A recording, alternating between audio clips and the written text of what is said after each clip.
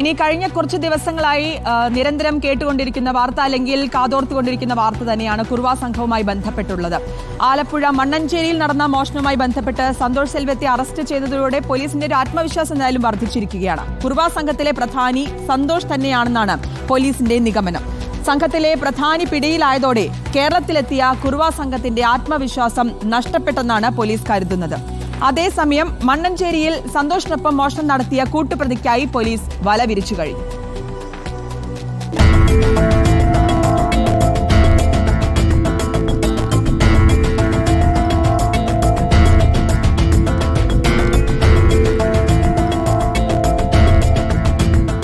മോഷണം തൊഴിലാക്കിയ കുറുവാ സംഘത്തിൽ നിന്നും വിവരങ്ങൾ ലഭിക്കുക എളുപ്പമല്ലെന്ന് പോലീസിനറിയാം.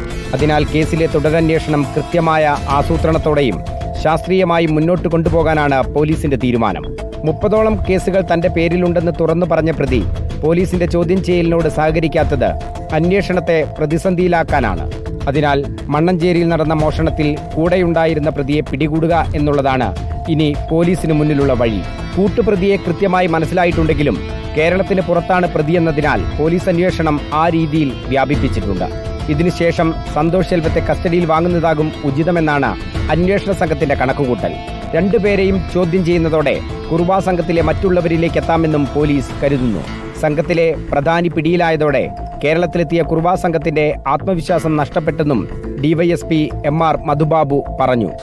കുറുവാ സംഘത്തെ തീർത്തും നിരുത്സാഹപ്പെടുത്തുന്ന തരത്തിൽ ഉള്ള പ്രബലനായിട്ടുള്ള ഒരാൾ അറസ്റ്റ് ചെയ്തപ്പോൾ ബാക്കി കുറുവാ സംഘങ്ങൾ തമിഴ്നാട്ടിൽ നിന്നും മറ്റു ഭാഗങ്ങളിൽ നിന്നും ഇവിടെ ചേക്കേറിയിട്ടുണ്ടെന്നൊരു ഇൻഫർമേഷൻ കൂടി നമുക്ക് ലഭ്യമായിട്ടുണ്ട്. അപ്പൊ ഈ അറസ്റ്റ് അവർക്കൊരു ഉൾക്കിടലമായിട്ട് മാറണം. തുടർന്നും ഈ പ്രവർത്തനങ്ങൾ ഇവിടെ നിലയ്ക്കാത്ത തരത്തിൽ ഏകോപിച്ചുകൊണ്ട് നമ്മളെല്ലാവരും നമ്മുടെ ജനങ്ങളുടെ സഹായത്തോടെ പോലീസ് ഉദ്യോഗസ്ഥരോട് സഹകരിക്കണം. പുന്നപ്ര തൂക്കുകുളത്തെ വീട്ടിൽ മോഷണം നടത്തിയത് സന്തോഷിനൊപ്പം കസ്റ്റഡിയിലെടുത്ത മണികണ്ഠനല്ലെന്ന് വീട്ടമ്മ സ്ഥിരീകരിച്ചിട്ടുണ്ട്. ഇന്ന് നടന്ന തിരിച്ചറിയൽ പരേഡിലാണ് അന്ന് വീട്ടിലെത്തിയത് മണികണ്ഠനല്ലെന്ന് വീട്ടമ്മ പോലീസിനെ അറിയിച്ചത്. കേസുമായി ഏതെങ്കിലും തരത്തിൽ ബന്ധമുണ്ടോ എന്നറിയാൻ കസ്റ്റഡിയിലുള്ള മണികണ്ഠനെ പോലീസ് വിശദമായി ചോദ്യം ചെയ്തു വരികയാണ്. മണികണ്ഠൻ എന്ന പേരിൽ പാലക്കാട് രജിസ്റ്റർ ചെയ്തിരിക്കുന്ന കുറെ കേസുകളിൽ രണ്ടും ഒരാൾ തന്നെയാണോ എന്നും പോലീസ് പരിശോധിക്കുന്നുണ്ട്.